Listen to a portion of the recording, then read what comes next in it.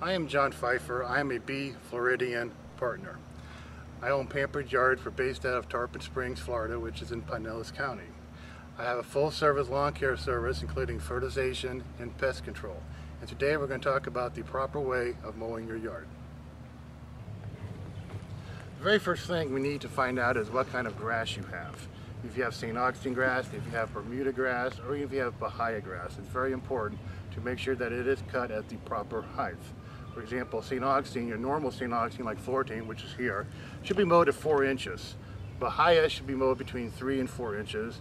And if you have Bermuda, which is a very good grass, good height for Bermuda should be between 2 inches, 3 inches. It'd be a lot easier to take care of. After you find out what kind of grass you have, like for example St. Augustine here, which should be mowed at 4 inches, you want to make sure that your mower is set for 4 inches. Most mowers have a very simple way of adjusting the height. This particular mower, you just adjust it to the highest length like that.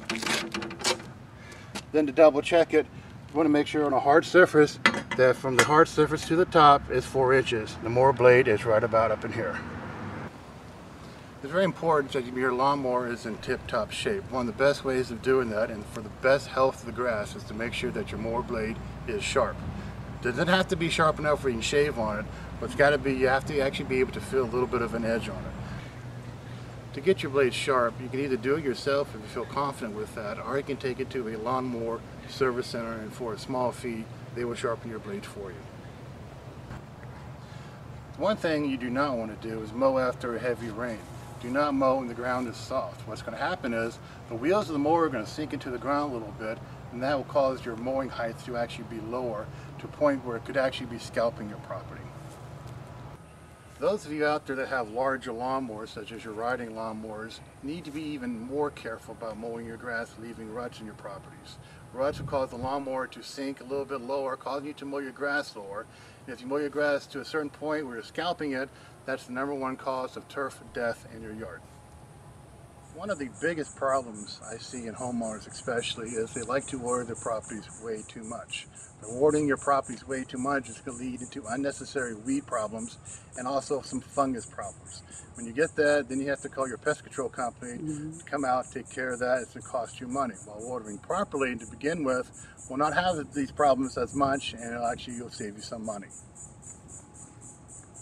When your grass needs to be watered, make sure you do water on the proper day. You can check your watering day by checking with your local utilities, and they will inform you what time of the day you should water and what days you should water. The best time to water is actually before the sun comes up. This way the water is on your grass less and be less chance of having fungal problems. Just because it's your day to water, you don't necessarily have to water your property. If you're getting a lot of rain, your yard will not need any more water, so you don't need to water it.